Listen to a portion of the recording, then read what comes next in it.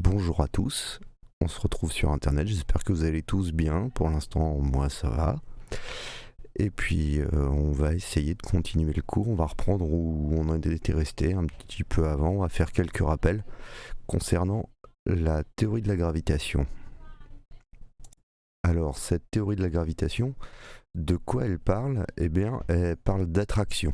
Alors pas d'attraction entre les gens, mais plutôt d'attraction entre des objets qui sont dans l'espace. Et en fait, elle est même universelle, elle parle d'attraction concernant tout ce qui existe dans l'univers. Ça pourrait même agir à de tout petites échelles, mais on en reparlera peut-être plus tard.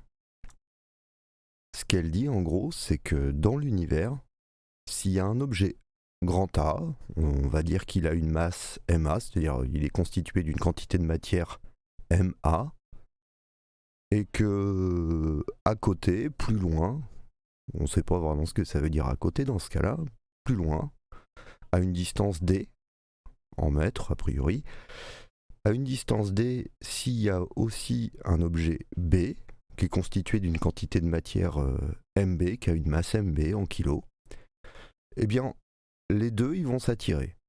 Vont s'attirer l'un vers l'autre. Voilà ce qu'elle dit, en gros, cette histoire de gravitation.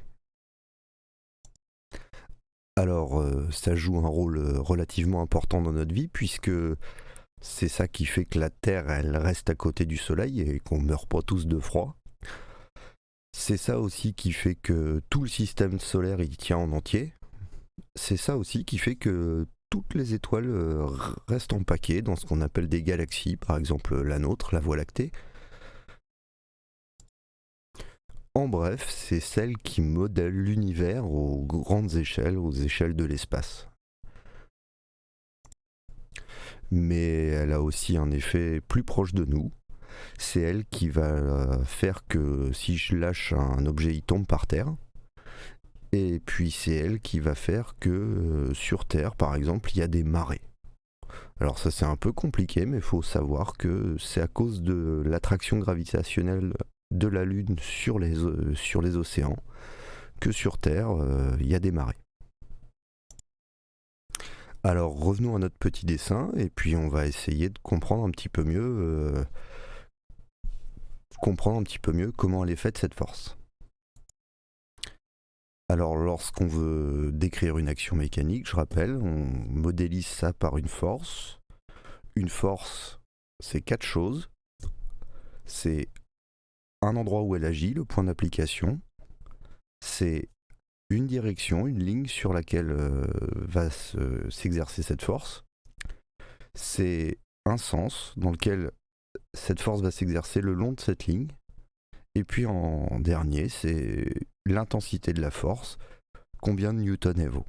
Mais c'est pas obligatoirement le plus important. Déjà, le plus important, c'est, je rappelle, hein, c'est le sens, la direction.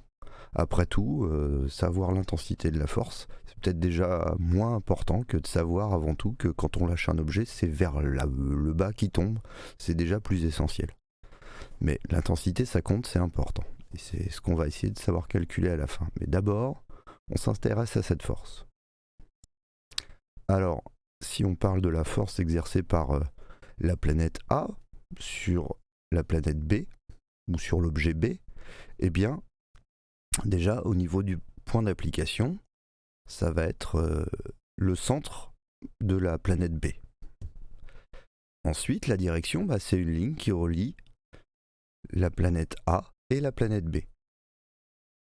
Ensuite, le sens, eh bien, c'est le sens de la flèche. On va de B vers A, puisqu'il faut bien montrer que c'est une attraction. Maintenant, il nous reste à savoir calculer l'intensité de l'attraction. Et d'abord, on va réfléchir à quels sont les paramètres qui peuvent jouer là-dessus. Eh bien, en fait, on a déjà donné les trois. Il y a la masse de A.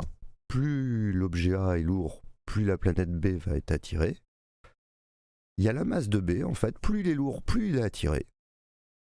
Et en dernier, il y a la distance entre les deux objets. Plus ils sont loin, moins ils sont attirés. Plus ils sont près, plus ils sont attirés. Voilà, pour l'essentiel, ce qu'il y a à dire. Alors après, pour calculer ça, Monsieur Newton, il a énoncé une loi il y a plus de 500 ans. Et cette loi, elle dit que pour calculer la force exercée par A sur B, il faut prendre une constante qui est une constante universelle qui s'appelle grand G, qui a une valeur de 6,67 10-11. Les unités, je vous en fais grâce, vous êtes en troisième, mais il y a des unités. Et cette constante, qui vaut toujours la même chose, quel que soit le calcul, c'est pour ça que c'est une constante d'ailleurs, cette constante, on va la multiplier d'abord par la masse de A, ensuite par la masse de B, et on va diviser le tout par la distance, mais la distance au carré. Alors, si on veut appliquer ça pour calculer la force qu'exerce le Soleil sur la Terre, eh bien, il suffit de remplacer par les valeurs respectives. Donc, pour calculer la force exercée par la Terre sur le Soleil, on fait 6,67 10-11, on a remplacé G par sa valeur. On multiplie par 1,989 10 exposant 31, qu'on multiplie par 5,972 10 exposant 24. On a juste remplacé les masses du Soleil et les masses de la Terre par leur valeur. Et on divise le tout par 149 10 exposant 9 au carré. Alors pourquoi 10 exposant 9 ? Bien parce que la valeur qui vous était donnée dans le sujet, attention, elle est en kilomètres, c'était 149 10 exposant 6. On remplace, on la remet en mètres, pour ça il faut multiplier par 1000, c'est-à-dire 10 exposant 3. 149 10 exposant 6 fois 10 exposant 3, ça fait 149 10 exposant 9. Voilà, alors après il n'y a plus qu'à rentrer ça dans la calculatrice. Faut rentrer tout ça d'un coup, pour faire des étapes intermédiaires, il y a encore plus de chances de se planter. Et puis si on ne s'est pas planté, on doit trouver 3,56 10 exposant 23 newtons. Voilà, je vous laisse avec tous les éléments qu'il faut pour finir de compléter les différents exercices que vous aviez à faire. Bon courage, et puis en fin de semaine, je vous enverrai le corrigé. Bon, allez. Bon voilà, je viens de terminer ça, cette vidéo, c'est pas super, hein, c'est la première fois que je fais quelque chose comme ça, alors je découvre les outils, je découvre les difficultés qu'il y a, j'ai déjà des idées pour comment faire pour la prochaine. Je dois dire que je maîtrise pas du tout ces logiciels pour faire apparaître des petites flèches, des choses comme ça, donc j'ai tout fait à la main, c'est un peu... c'est artisanal. Voilà, mais j'espère que vous aurez compris l'essentiel. Après, voilà, soit sur le NT, soit dans votre cartable, vous avez des pages avec des calculs à faire pour appliquer cette loi de la gravitation. Et puis, on va essayer de se retrouver très bientôt. J'ai une petite autre idée de vidéo à vous montrer.